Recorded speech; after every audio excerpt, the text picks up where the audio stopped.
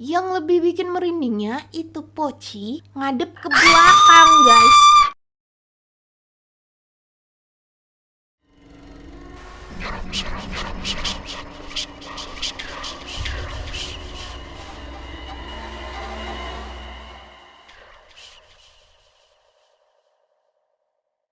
Selamat datang di Nyeram Serem yang bisa bikin lu merem, zerem. Bersama Gina Eros atau biasa dipanggil Geros yang hobinya bacain cerita horor dari kalian. Apa kabar kalian semuanya? Semoga kalian sehat selalu ya. Kali ini gue pengen nyampein cerita horor yang dikirim langsung ke gue, yang dimana cerita ini tuh ada sangkut pautnya sama haid ya guys, alias menstruasi. Dua cerita ini tuh terngiang-ngiang juga nih di kepala gue guys. Dan emang ini cuman dua di antara banyak banget cerita tentang menstruasi guys yang dikirim ke gua gitu. Ada yang dijilatin softteknya, ada yang nyimpen terus dirasukin. Banyak dah pokoknya kalau kalian ngikutin gua, pasti cerita gua tuh kebanyakan yang emang ada hikmahnya gitu. Bagi perempuan-perempuan nih jangan sampai jorok gitu lah guys. Gua bukannya pengen nangkut-nangkutin ya, tapi beneran emang selain kita nggak nyaman, terus juga ada orang lain nggak nyaman juga karena ya kita jorok gitu. Tapi ya ternyata ada di alam sana yang nggak suka atau bahkan suka sampai dijilatin dah itu softtek coy. Yaudah daripada banyak basa-basi, mending kita lanjut ke ceritanya. Eits, tunggu. Kalian udah subscribe belum ke channel gue? Kalau belum, subscribe dulu, gue tungguin. Udah? Udah? Oke. Mari kita lanjut ke ceritanya. Jadi cerita pertama ini pengalamannya Kak Rani guys. Dimana dia itu sempet bocor waktu di perjalanan yang cukup jauh. Dia bocor ke jok motor temennya. Dan banyak kejadian aneh yang mereka alamin. Sebelum Kak Rani cerita, dia berpesan nih ke kita. Jangan keluar waktu lagi dapet. Tapi ya kalau kata gue bukannya jangan keluar bener-bener harus mendep di rumah seminggu gitu, bukan. Tapi kalau misalnya mau keluar, jangan lupa bawa ganti atau juga memastikan kalau kita nggak bocor gitu loh guys. Jadi nih awal mulanya Karani sama teman-temannya ini abis acara di kampus. Akhirnya dia pulang ke rumah salah satu temannya nih yang namanya A. Ke kos, maksudnya kosannya si A nih. Nah mereka ada berlima nih guys, termasuk Karani. Jadi ada 2 cewek sama 3 cowok. Yang 5 cewek ini ada Rani dan N. Abis itu 3 cowok ini ada A, I, dan J. Nah sebenarnya dari awalnya ini ada sebuah kayak peringatan gitu ya guys. Soalnya nyampe kosnya si A, mereka kan biasa ya ngelihat foto-foto gitu yang habis diambil tadi. Terus mereka ini ngelihat ada yang ikut foto guys. Di satu foto mereka, yang ikut foto ini kepala doang gitu bentukannya. Ada 2 kepala di atas pohon yang bener-bener cuma kepala dan wajah. Sayangnya Karani ini udah nggak ada nih foto itu, jadi gue nggak bisa nunjukin ke kalian. Tapi lu bayangin deh, ada yang ikut foto sama lu gitu. Udah gitu kepala doang kan ngeri ya. Nah untungnya mereka ini ngelihat itu karena rame-rame juga. Akhirnya nggak merasa kalau itu suatu hal yang kayak harus kita takutin semalaman gitu loh guys. Akhirnya mereka lanjut nih makan. Abis makan si A yang punya kosan tuh ngomong, Gue kayaknya malam ini pengen balik nih ke rumah. alias ke kampungnya, yang emang gak jauh dari kosannya guys. Cuman jarak 2 jaman gitu. Nah karena mereka semua lagi pada gabut, akhirnya apa deh? Mereka semua malah memutuskan untuk ikut A ke rumahnya. Spontan gitu. Akhirnya mereka berangkat nih. Rani digoncengin sama A, N digoncengin sama J, dan I itu sendirian guys. Jadi 3 motor beriringan. Mereka berangkat dari kosnya A sekitar pukul 8:30-an. Diperkirakan nyampe kampungnya si A ini sekitar jam 11-an gitu. Dan itu melalui jalan yang mirip-mirip kayak hutan gitu loh guys. Jalan terpencil. Nah awal-awal berangkat di jalan aman-aman aja guys. Bahkan mereka masih bisa have fun gitu. Masih ketawa-ketawa dan bercanda-bercanda. Bahkan ini yang cowok-cowok yang pada ngendarain motor itu sampai adu kecepatan guys, kayak balapan-balapan gitu. Nah pas udah masuk jalan perhutanan nih, si N itu ngomong ke yang laki-laki pada bawa motor, Santai aja woi, jangan pada ngegas. Itu soalnya knalpotnya si I berisik banget, takut ada yang keganggu. Nah salahnya di sini mereka itu nggak dengerin si N guys. Jadi mereka kayak tetap aja tuh balap-balapan. Ya walaupun niatnya pengen cepet nyampe nih ya, tapi kan berisik gitu guys, ngeganggu sekitar. Mana itu juga malam gitu. Ya udahlah tuh ngebut-ngebut lah tuh mereka. Pas sudah mau nyampe ujung hutan nih, si I tiba-tiba bilang, ada yang nyiram. Si A dan si J yang nyetir juga itu ngerasain guys kalau ada yang nyiram air gitu. Padahal posisinya di situ nggak hujan. Jadi kayak peringatan gitu lah ya. Soalnya yang ngerasain ini cuman yang nyetir motor. Si Rani dan si N itu nggak ngerasain apa-apa. Nah udah mulai berasa kan nih hawa-hawa horornya. Dan bener ini adalah awal mula gangguan-gangguan yang akan mereka rasakan guys. Nah posisinya mereka ini ya guys, si Rani dengan si A itu ada di tengah-tengah. Di depan mereka itu ada si N dan si J. Sedangkan di belakang itu ada I sendirian. Jadi kan konvoy gitu loh. Nah di situ Rani tiba-tiba ngeliat nih ke depan di mana ada si N dan si J. Tapi yang bikin ganjelnya di depan mereka itu ada bapak-bapak yang pakai motor Mio putih ngebonceng pocong. Yang lebih bikin merindingnya itu Poci ngadep ke belakang guys. Jadi beneran si Rani ini ngeliat hadep-hadepan sama tuh pocong gitu. Duduknya ngadep ke belakang. Kebayang gak lo? Ngeliat kayak gituan Rani langsung kaget dong. Dan si A yang lagi ngebonceng R ini notice nih. Terus nanya, Kenapa?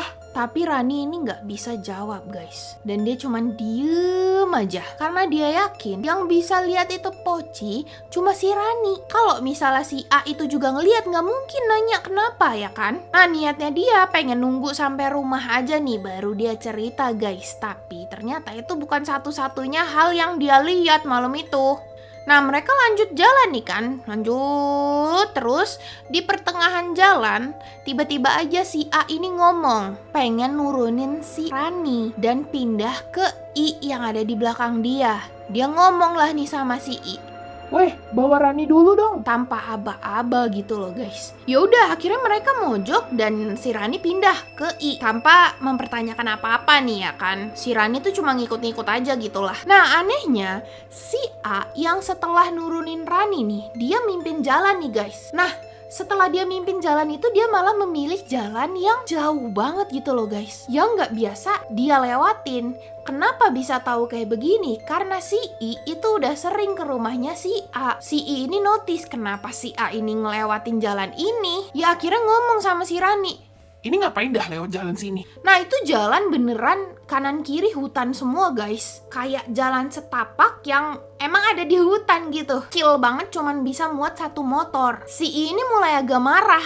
Ngapain sih lewat jalan sini? Udah mana jalannya jelek pula, sempit pula, gelap pula. Ya refleks dong si Rani ini ngelihat A yang ada di depan nih. Dan di situ dilihat apa? Si A lagi ngegonceng mbak-mbak pakai baju putih. Ya kalian tahulah siapa. Tapi dia yakin kalau si A ini nggak nyadar kalau dia lagi ngegonceng si mbak-mbak pakai baju putih itu loh. Di sini Rani nggak berani ngomong lagi dong. Tadi abis ngeliat Poci, sekarang ngeliat si Mbak Kun. Dia cuman bisa nanya sama si I. Masih lama gak sih ini nyampenya? Nah setelah itu si I malah iseng guys. Bukannya ngejawab Rani, dia malah ngomong kayak begini. Mau uji nyali nggak lo? Belum sempet dijawab sama si Rani, itu lampu motornya langsung dimatiin guys. Yang ngebikin Rani itu langsung ketakutan parah. Dia cuman bisa istighfar dalam hati dan dia pasrah gitu. Nih laki-laki kayak begini nih niatnya modus, tapi mohon maaf kita perempuan kagak ada ini yang kayak begitu. Seneng gitu diisengin kayak begitu loh guys. Gue pernah soalnya diginiin dan itu gak enak. Oke, bukannya malah meluk lu, kita malah sebel sebenarnya. Nah, kualatnya si I itu setelah dia matiin lampu, tiba-tiba ketemu sama tanjakan yang emang curam banget gitu loh guys. Dan pas dia naik, itu motornya kagak naik. Kurang ajarnya lagi, ini malah si I minta Rani untuk turun dulu guys. Akhirnya ya udah Rani tuh jalan di sampingnya sambil dituntun tuh motor gitu. Nah, sembari waktu dia lagi turun kayak begitu, dia lagi nuntun nih. Di situ ada bapak-bapak lagi naik beat terbaru jalan tuh guys, ngelewatin mereka. Yang dimana lampu depan LED-nya tuh putih banget, ngebuat suasana agak terang dikit guys. Nah, udah agak lama nih mereka jalan kayak begitu. Akhirnya 3 temennya itu notice nih, wih ada sesuatu nih. Baru tahu kalau si I sama si Rani ketinggalan di belakang, ya kira ditungguin. Udah selesai tuh, mereka udah ketemu, udah selesai naikin tanjakan itu. Akhirnya ya udah Rani naik lagi motornya si I dan mereka lanjut tuh perjalanan. Nah, nggak lama mereka ngelihat ada satu rumah yang lampunya itu nyala, mati, nyala, mati, nyala, mati. Nah, gue gedeknya di sini ya. Kalau lu pada ngeliat kayak begitu, lu jalan aja terus lanjut gitu, nggak usah kepo. Nah, si A ini kepo guys, karena dia pikir itu ada yang jahilin rumah itu. Kayak udahlah, nggak usah lah. Dan tahu si A itu langsung nyamperin itu rumah dan ngecek, dan ternyata nggak ada yang jahilin dan nggak ada siapa-siapa di rumah itu. Ya rumah kecil di pedalaman hutan. Siapa yang mau tinggal di situ? Cuma satu doang itu rumah lagi. Mending kalau ada 1-2 gitu ya kan. Ini satu doang gitu. Nah, di sini setelah ngecek kayak begitu, si A itu minta si Rani ini untuk naik lagi nih ke motor dia. Awalnya Rani nggak mau nolak, tapi si A ini agak memaksa gitu ya. Ya udahlah, akhirnya Rani turutin aja tanpa memikirkan kalau tadi dia habis ngelihat ada Mbak Kun gitu yang lu goncengin. Ya udah tuh, pas banget dia naik, dudukin itu jok, dia langsung ngerasa badannya berat banget. Terus dia langsung ngerasa panas dingin, gak bisa napas, gak bisa gerak. Saking susahnya itu napas, si A yang lagi ngegoncengin itu ngedenger si Rani yang kesusahan napas guys. Padahal si A itu pakai helm loh, tapi dia masih denger tuh. Saking susahnya, bayangin dah tuh. Hah, gitu kali ya, gue nggak tahu ya. Kayak orang asma kali ya. Nah, si A ini malah nanya, Kenapa Ran? Kenapa? Sebentar lagi. Sabar. dia ikutan panik. Dia akhirnya ngebut nih biar nyampe-nya cepet guys. Di situ Rani bener-bener udah pasrah guys. Bayangin dia nggak bisa gerak, nggak bisa napas gitu. Untungnya nggak lama dari situ nyampe lah tuh di rumahnya si A. Dan di sana Rani ditenangin. Alhamdulillahnya nggak terjadi apa-apa nih ya guys. Nggak yang kesurupan atau ketempelan yang parah banget gitu. Dan waktu udah tenang, mereka akhirnya cerita-cerita. Dan lu tahu ternyata si A itu nggak sama sekali merasa pernah minta Rani untuk turun pindah ke I guys. Jadi dia tiba-tiba di tengah jalan nyadar kalau Rani udah nggak ada lagi sama dia, tapi pindah sama I gitu. Tapi tidak mempertanyakan itu loh. Itu yang agak gue bingungin gitu. Tiba-tiba aja nyadar. Rani kok pindah gitu? Kayaknya tadi kagak ada Rani, gue suruh pindah atau gue nyadar kalau Rani pindah. Dan feeling gue ini itu ya si cewek itu emang nyuruh Rani pindah untuk digoncangin di situ gitu, untuk dia duduk di situ. Nah, lebih parahnya lagi, waktu di jalanan menanjak itu, si I ini ngerasa kalau motornya itu ditarik ke bawah gitu loh guys, makanya nggak bisa naik gitu. Dan bapak-bapak yang pakai motor Beat terbaru itu cuman bisa dilihat sama Rani dan si I, yang lainnya nggak ada yang ngeliat. Feeling gue sih ya itu kayaknya penunggu dah, atau I don't know, kayak orang yang memang meninggoy di situ kayak begitu gitu. Gak tahu ya gue artinya itu apa, tapi itu creepy sih. Dan lu tahu waktu si Rani ini sesak napas, waktu digonceng itu, si A itu ngeliat ada perempuan yang ngikut di belakangnya si Rani guys. Makanya dia langsung panik tuh, langsung panik dan langsung kayak tunggu sebentar gitu. Untungnya langsung selamat ya, dia nyetir goncengin 2 orang tuh di belakang. Orang, satunya lagi bukan orang sih.